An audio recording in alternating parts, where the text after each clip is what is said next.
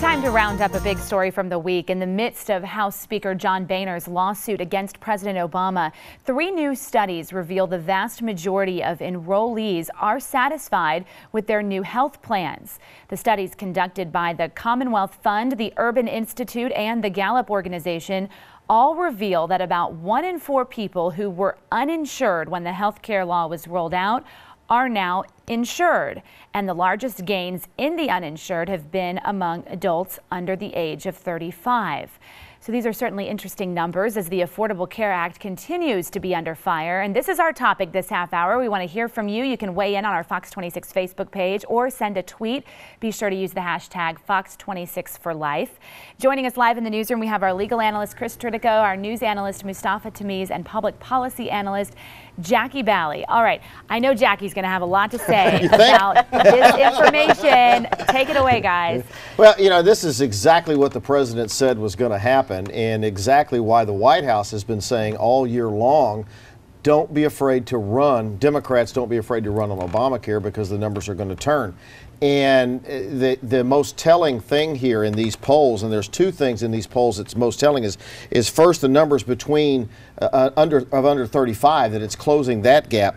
But the thing that really told me was 3 out of 4 Republicans said they're satisfied with the plans that they got under Obamacare, Mustafa Tamiz. That's the numbers that the White House was hoping to see. Well, it makes sense. People that never had health insurance have health insurance now. They're buying it from private carriers, and therefore they're happy. So the myth of Obamacare is going to go away. And we were talking about elections earlier. You said that the president wanted Democrats to run on Obamacare and said that it was going to be good for them. But the other side to this is Mitch McConnell from Kentucky, who is the majority leader or the minority leader in the Senate. He is running on Obamacare because the Kentucky Health Exchange has 80% popularity. And so when Mitch McConnell, the Republican leader in the Senate, is running on Obamacare, it makes it very difficult for what's happening on the House side. So what about that, Jackie? We're going to talk about the lawsuit coming up in a minute, but these numbers can't be what the Republicans were hoping to see. They've spent 6 years now just bashing Obamacare. Now the numbers are turning. Well, let me show you what numbers I found. In the Kaiser Health tracking poll, only 38% said it's favorable.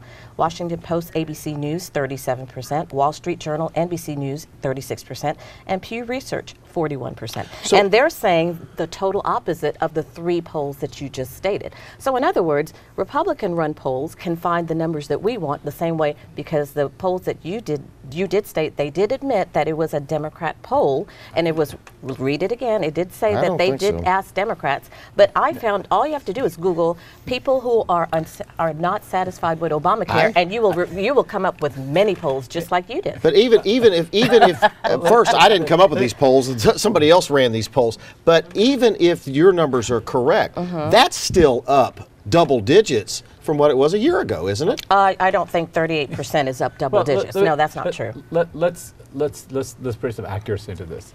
If you poll general public who may or may not have any interaction with Obamacare or purchase Obamacare, what Jackie is right, those are the poll numbers, because there's a lot of myths and misinformation about it. If you poll people that actually bought the health insurance, which is anywhere between 8 million to 11 million people, the numbers are off the chart because they own it. They're paying monthly to keep it. All right, we're going to go to Sally. I'm sorry, we're going to cut you off. We're going to go to Sally. We're going to talk about the lawsuit coming back. We're going to go to Sally. She's monitoring our social media. Jackie's going to like a couple of the tweets coming in, all right? Okay. All right, let's go to Paul first. He says Obamacare is working to reduce the uninsured.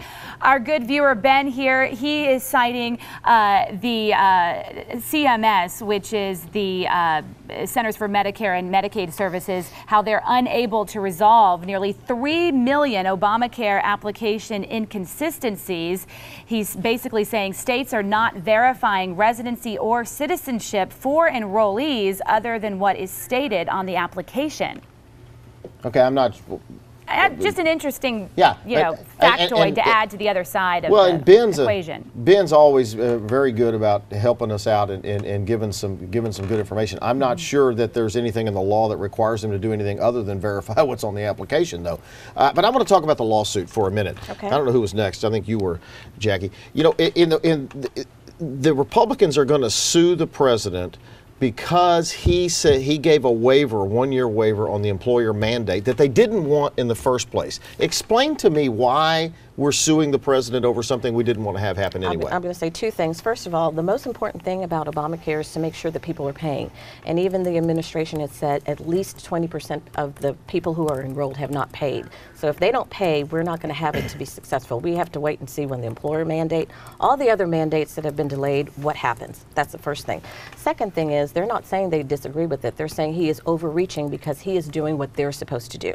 What he did by extending certain provisions or extending certain mandates, they are saying that's their authority, not his. So they're saying he's overreaching his presidential role. And another thing is Republicans are voting on this. So the fact that Boehner is saying this doesn't mean that all Republicans are going to agree with this. Well, it's going to pass the House. I mean, there's no question about that. Now, look, Mustafa, you know, the president, does he have the authority to just say, you know what, I'm not going to enforce this portion of the law. We're going to give you a 1 year, and I'm not going to let Congress vote on it. I'm just going to move forward. Isn't that a good point they're making? Well, this president has used executive order less than Ronald Reagan did, so that's a fact. And people can Google that too. But look, here's if Google says it, it must be true.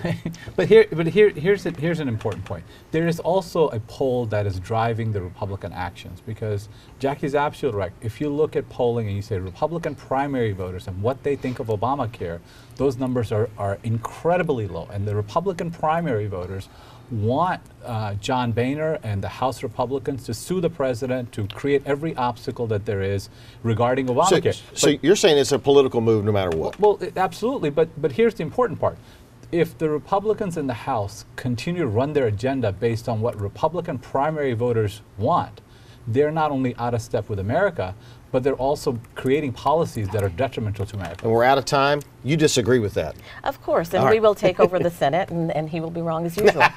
We'll see where that happens. But if we do that, America we'll be back in the will next be hour, better Sally, with off. two really good stories. Okay, yeah. We'll see you then. We've already posted our next topics on our Facebook page, so go ahead and weigh in now or send us a tweet using the hashtag Fox26 for Life. Thanks, guys. Mike.